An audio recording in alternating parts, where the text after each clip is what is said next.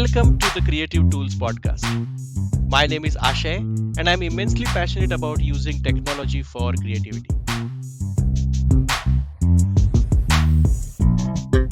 On this podcast, I talk to various creators about what tools and technology they use to be creative. My guest today is Haruko Dearth. Haruko is an artist and writer, founder of Love the Way, and a creator of inspirational and motivational art and video content. Using the power and beauty of calligraphy, she dynamically expresses the wisdom, visions, or personal beliefs to inspire the audience to embrace their unique life journey and encourage growth. Originally from Japan and living in the US for more than 20 years, her professional experience includes non-profit humanitarian aid work, political journalism, and corporate management. She is also a business consultant serving to help bridge her clients with their vision to achieve their mission. Hey Haruko, thanks a lot for visiting my podcast. Hi, So thank you. let's Nice meeting you. nice meeting you too. So let's jump right into questions. My first question is, what do you create? Okay, so I'm an artist and content creator. I create abstract paintings on canvas that are inspired by the power of Japanese calligraphy. I'm a Japanese. I also create YouTube video in which I explain the meanings and inspiration of the art that I create. Yeah. So is it correct to say that you create physical creations as well as digital creations, both? Um, right. So it's a traditional paintings. It's a art, the physical art on canvas. That's Hmm, sort of the basics that I do.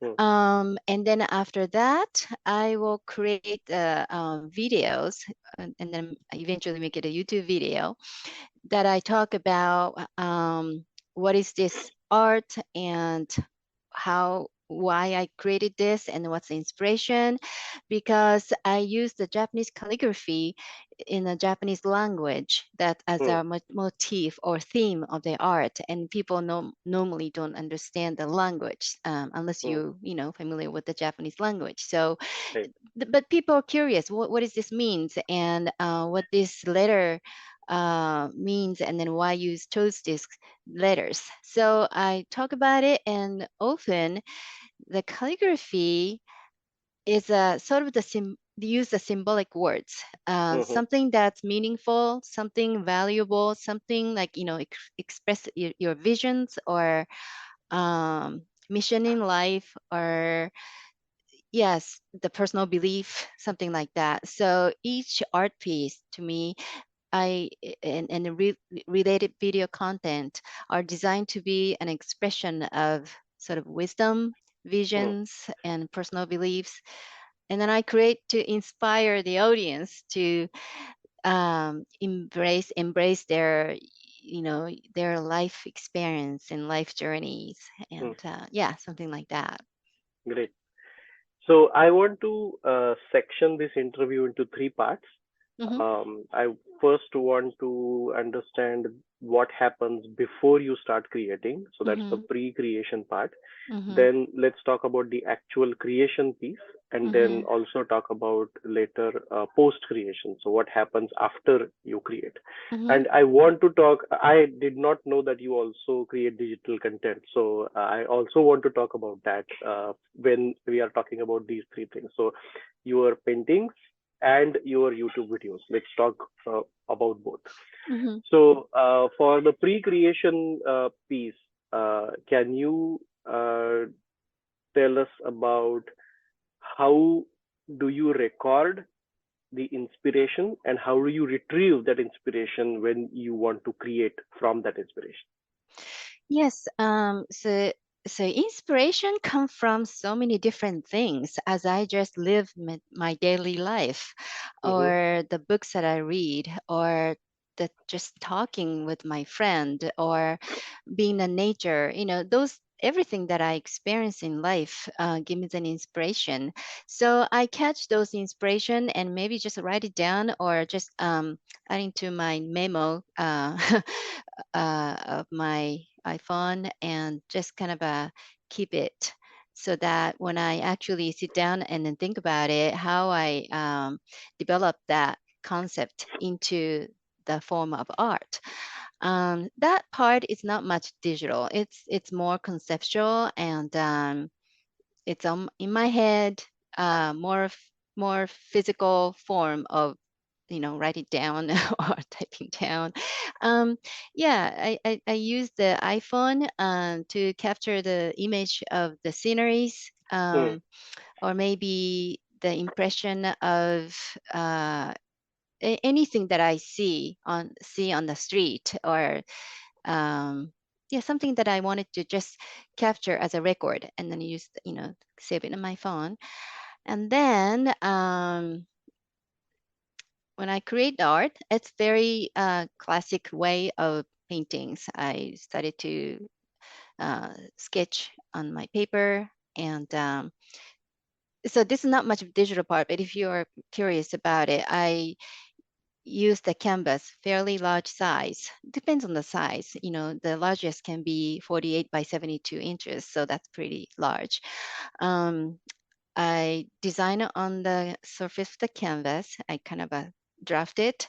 And then what I use is a medium called modeling paste. It's like a gooey white jelly type of things to spread it out on the surface of the canvas. And then I'm using the spatula or sometimes brush to um, actually shape the letter of Hmm. a calligraphy Hmm. to add the texture on the surface of the canvas. Hmm. And then I will let it dry. It just gives it a really good texture and a thickness. And then we'll let it completely dry. And then I started to apply the color with acrylic paintings.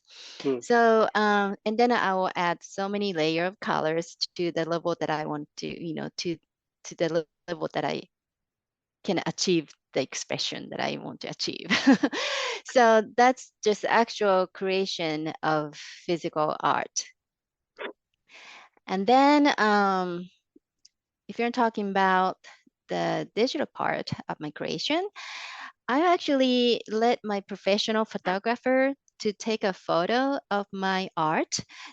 I don't have professional level of like a camera, so I hire the photographer, and then he will put it on the Photoshop to just adjust the size and cut the corners, or just make sure that it's all in fit in a good size. And I have a file, either JPEGs or um, I forgot the other type, a TIFF. Yeah, those are the type of the files. It's very high professional level of a high quality photo. And then I use those photos to either uploading on my website to show what is my new art, and I sell those art online. They can actually order um, those art. Um, in the print, basically it's not Hmm. original, the print, and they order, it's automatically going to the contracted Okay. photo printers, and then they can just get it. And creating a video part is a completely separate project. So I don't know if you saw my website or YouTube, but it will be usually 5 to 10 minutes video. So what I do is to start writing the draft of my essay, talking about that art. What does this means and why I created and what's the inspiration behind it. That part is just writing and then editing. And then, okay, so here's the real uh, maybe I would say the pre-creation part that you're talking about. Hmm. Mostly I use iPhone for recordings. Mm, and capturing image and videos. And specifically, I use the app called Teleprompter mm. installed on my iPhone to read the script of my Okay. screen, and it records automatically and save files on the iPhone, and then eventually those files are transferred to my MacBook, Mm. and then the creation part start there. You want me to go into the creation part? Not yet. So Okay, let's go back to the pre-creation process. So I okay. understand that whenever you find inspiration, you will take a picture of it, store it in your iPhone, or write down text. If you have text ideas, you will write them down in possibly Notes app. Mm-hmm. Which app do you use to write down Yeah, your notes? notes. Yeah, Notes. notes. So Mm-hmm. then basically you have your inspiration recorded in two different applications. One is Photos application, another is Notes application. Mm-hmm. Do you also write down by hand somewhere? Do you have like a pad, memo pad or something? Sometimes, yeah, I have my notebook, physical So notebook. right. So that's the third source. I mean Mm-hmm. that's the third part where you will write your inspiration. So Mm-hmm. my question then is, uh, if it is in these three places, Mm-hmm. if your inspiration is in these three places, how do you retrieve that inspiration from these Mm-hmm. three places when you want to create? Because I, I will tell you the challenge that I face as a filmmaker. Mm-hmm. I make films, but I'm not necessarily making films all the time. Mm-hmm. Because I make films, I also watch a lot of films. So if I watch something that's inspiring, I will make a note of it. I will probably text it to myself or something like that. Mm-hmm. But I, when I, the moment of creation and the moment of inspiration hitting are separated by weeks or like months and years. So I may lose the inspiration that I have recorded 2 years ago Mm-hmm. because I may not remember it. So my question is, how do you remember the inspiration that Mm. you have recorded in your Photos application or Notes app or your written down notes? How I do you see. remember to go back to that inspiration? I see. That's a good question. I feel like so since when you get an inspiration, you don't have a time to go depth of like okay from that inspiration how much you go deeper to the design or to Yeah. develop it into actual designs and color of the art or what would be the final product of that. You don't have a time to go through all of that when getting inspiration. So yeah, at least I like you know write it down either on paper or on my um, notes or something, and just uh, just large enough or good enough to kind of give me the hint. Mm-hmm. Okay, what was it? So that's why it's so important to capture the image, not just my text or notes. Mm-hmm. Um, so I remember the color, or I remember the view of the scenery, Mm. or so those visual images kind of important. Um, I think I'm a more visual person than auditory, I think. Um, so, and then also, since I get a lot of inspiration from the nature and Mm-hmm. beauty of the sceneries and outdoor type of things, it is easy for me to, take a photo here and there, especially when I'm going in the hiking or running on the beach or walking on a trail. Those are the type the moment that I usually take photos, and then I pay attention to the color of the sky, whether it's a blue sky or maybe at the sunset. And when you see some red and orange and blue into the marsh of the blue, so those are the and But then I guess when I look at those photos and image later on, uh, yeah, okay. Um, so do you schedule time to go through those images afterwards? mm, Uh, I don't necessarily schedule, but that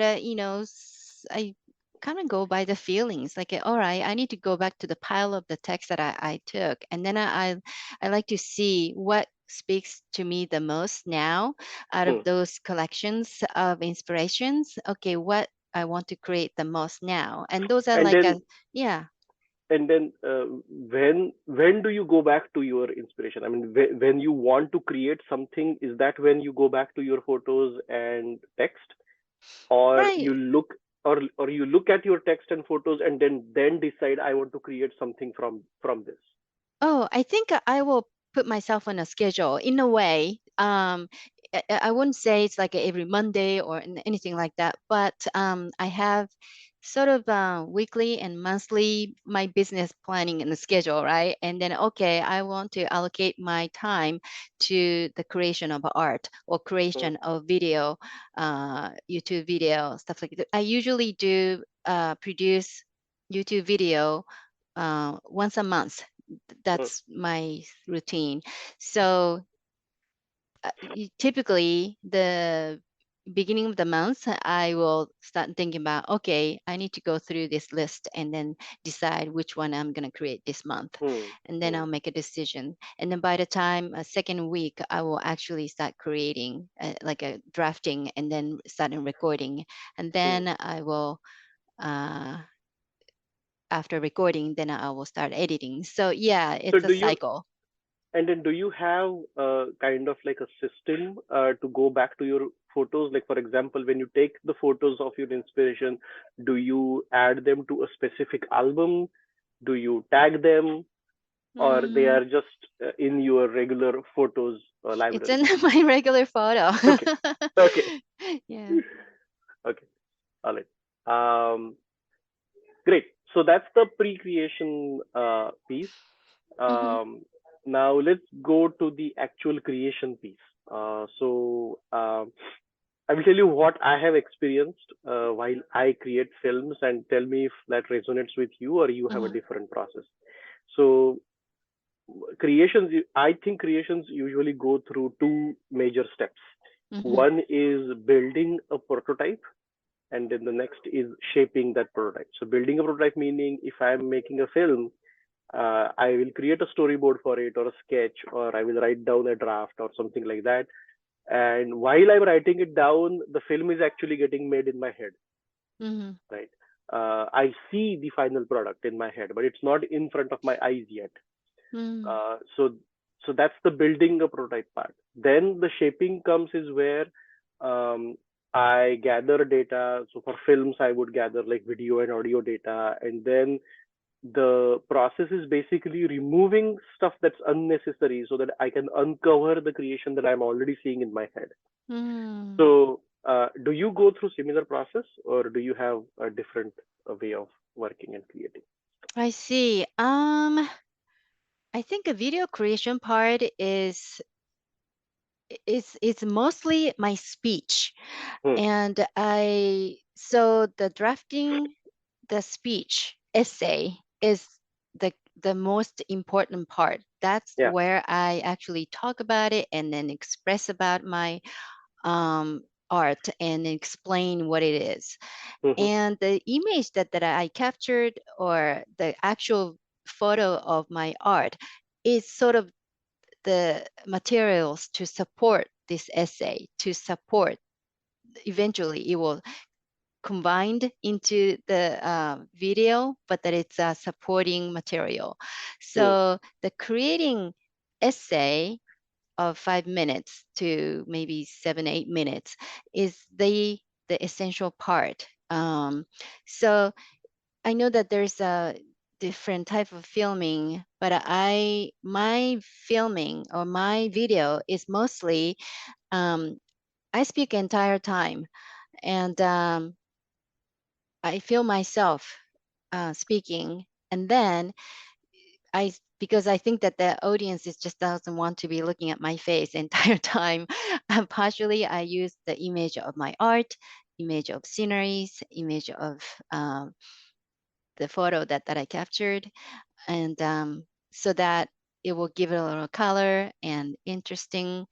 Um, yeah, to make it to make my video more attractive rather than just looking at myself. But the speech kind of like a motivational speaker. Motivational speaker, they just talk. They're good at speaking and they use their body language and to really be compelling what they want to convey to the audience. So I kind of combine both.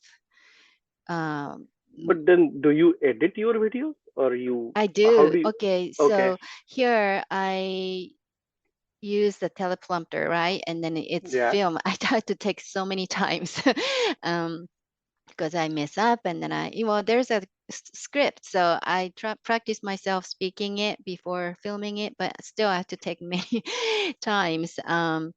And the yeah, so I have a long file, the videos that I shoot, and then I will put into the iMovies. That's the tool that I Okay. use. Okay. It's basic tools, but it does, it functions, has the functions that when I want to do, so it's okay. And then cut and paste, just going through the whole editing process, Yeah. and then add music, background music, and then Okay. add videos and photos on top of How it. long does it? How long does it take you to prepare after you have shot everything? How long Editing does it take? process, Yeah. I try to do it in a day or two, maybe not all day long, but after work, I will sit down and then start doing it, and then I work like 5, 6 hours for Hmm. editing, and then I'm very picky with the music and the image and everything, so um, take time to choose the music, background music, and then sometimes select the 2, 3 different type of music, and I would say it takes total maybe 3 days, 4 days, editing process. Yeah. What do you enjoy the most? The physical painting creation process, or making videos about it? That's an interesting question. I really enjoy both. um, it's a different type of joy that I Yeah. receive. The actual physical creation feels like it's a very classic way of getting joy, I guess, to achieve what I like to achieve to the fullest. There's feels like any creators, like I don't know. There's so many things happen in life, and then there's so little control in your life. But when you create something, you can really achieve what I really want to achieve to really to the highest level, and then I that will give me a satisfaction. And creating a video process is actually fun, really fun. And then first, of course, you need to learn how to use those tools, digital Hmm. tools. I'm not a very technically savvy person, but once I get to use the tools, it's fun. iMovie is a very, very basic tools, and I know that. And then I recently started using the program called Final Cut, that Hmm. it's a little more advanced level of editing tools, and then I can do more of it. So I Hmm. started using it. Um, so I enjoy both, creating videos as well. I like to make it the whole YouTube video as my art. It's my art and my Hmm. creation and the message that I like to convey to the audience. So yeah. And for the physical creation part, do you go through any pre-visualization process? Like, for example, the reason I'm asking is, if you are doing this on the canvas, Hmm. and if you put like a stroke of paint on canvas, and if you don't like it, Hmm. then how do you undo stuff? Yeah, that's a hard part. So I mentioned that I will add the texture on the surface of the canvas, right? Hmm. The texture part that you actually see the stroke of the brush or of the shape of the letters. Hmm. Those part, once it's dried, I cannot change. There's no Hmm. way changing that part. However, the color that I apply with the color, if I don't like that color, I can layer the different color on top of it, so I can change it. And then actually I do a lot. Well, I like the little darker shade of this part on this part, or I want to add a tint of gold on this part, or I like to. So yeah, I will actually let it sit the art for a few days and come back to it and then look at it as a very objectively and then you see, okay, I like it, or maybe, well, no, I like to add different color to this part. So, But if for like the big pieces that you are making, mm-hmm, and if you have calligraphy on top of them, mm-hmm. how do you decide the size of the letter?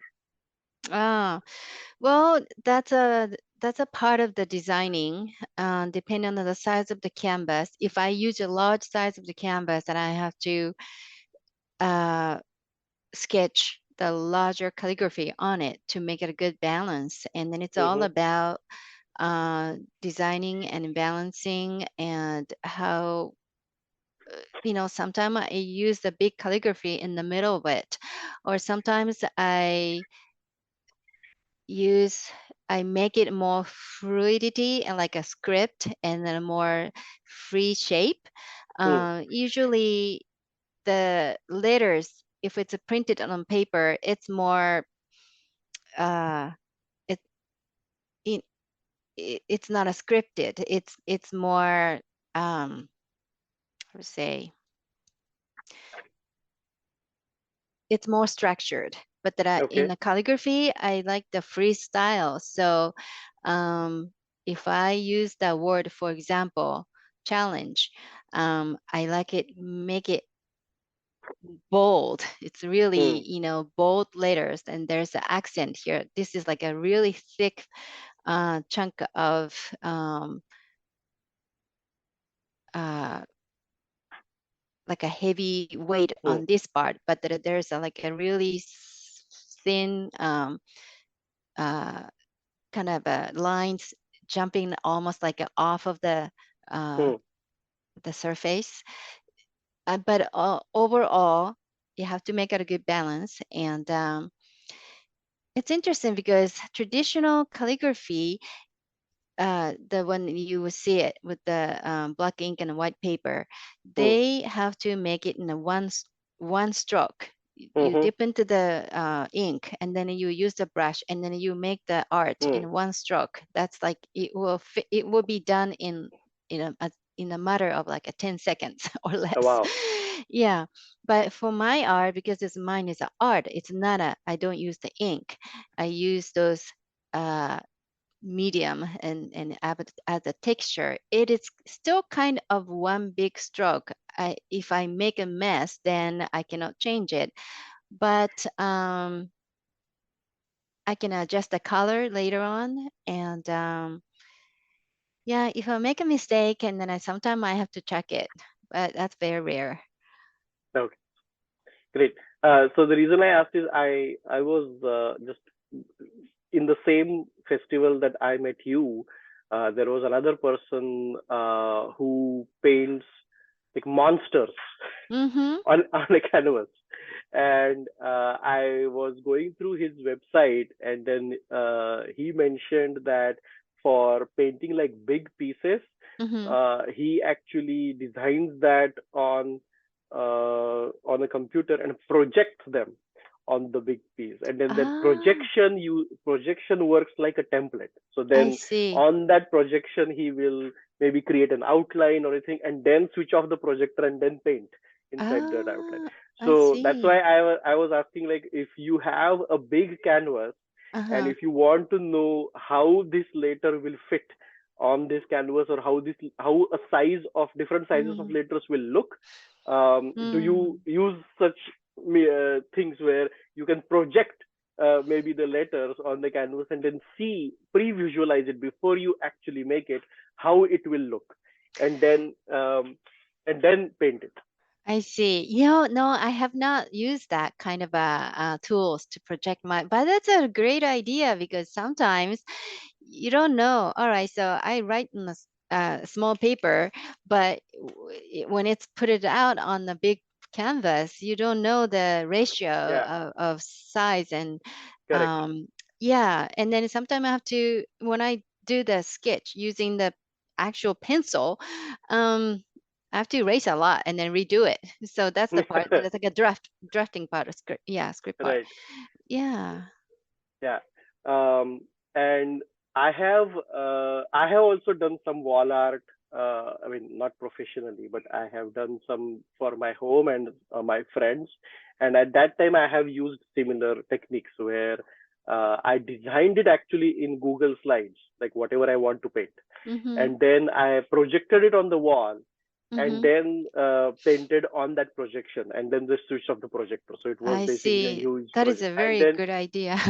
and another place where I designed the wall art, my friend wanted that art on top of his fireplace.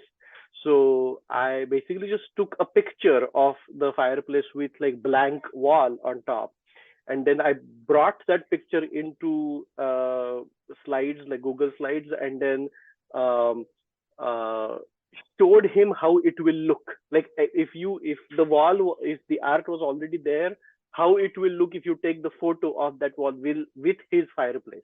So I showed Mm-hmm. him that, and then literally measured on that digital slide how it will, what the dimensions should be, and then created the wall art. So just Oh, just some previous techniques that I have used before, because I don't want to jump into creating something and then undo it. I Right. So see. so Right. I kind of use digital technology for Uh-huh. uh, figuring out the pre-visualization of a Oh, okay. Yeah. Maybe something similar to the you have my brochure there.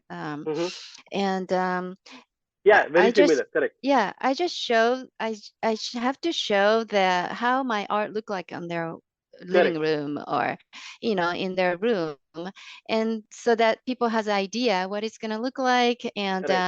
actually create that all digitally. It's Yeah. not those are not the photo that I took in the physical room. Those Right. are I use the Canva to create those images. Right. Right. So exactly, like, I mean, but what I'm saying is, I think what you have shown in your brochure Mm-hmm. are the art pieces that you have already made.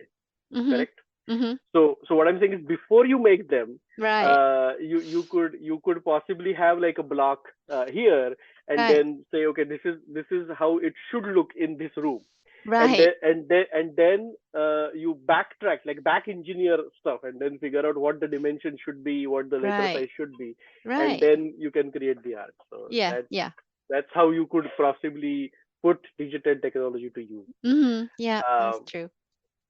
so okay, so do you use any social media to market and distribute your Yes, work? I use YouTube, Facebook, LinkedIn. Not much of a LinkedIn. It's very light, and then Instagram. Um, for Instagram, I usually mostly post in a photo. I use Photoshop Express to use my art and then add text on it, and maybe add the quote. It's very easy tools to, yeah, I like Photoshop Express. Um, you can apply So instant filters and everything. Yeah. yeah, but then do you try to schedule your posts, or you just post whenever you feel like it? Whenever I'm not a very heavy user, so maybe I should use more for for marketing. But when I'm done creation, I post and I post on YouTube, Facebook, LinkedIn. Um, I would say, I don't know, maybe weekly basis or less. That's not too frequent. Yeah, Hmm. and then I I will mean, send the newsletters to my okay. clients on a mailing list. Oh, that's nice. Okay. Um, yeah, I mean, the stuff with social media is, unless you are consistent, you won't draw attention. So I Yeah. just was wondering, Yeah. how do you stay consistent in Yeah. social Not much. I should do more. media? Okay, Yeah. great.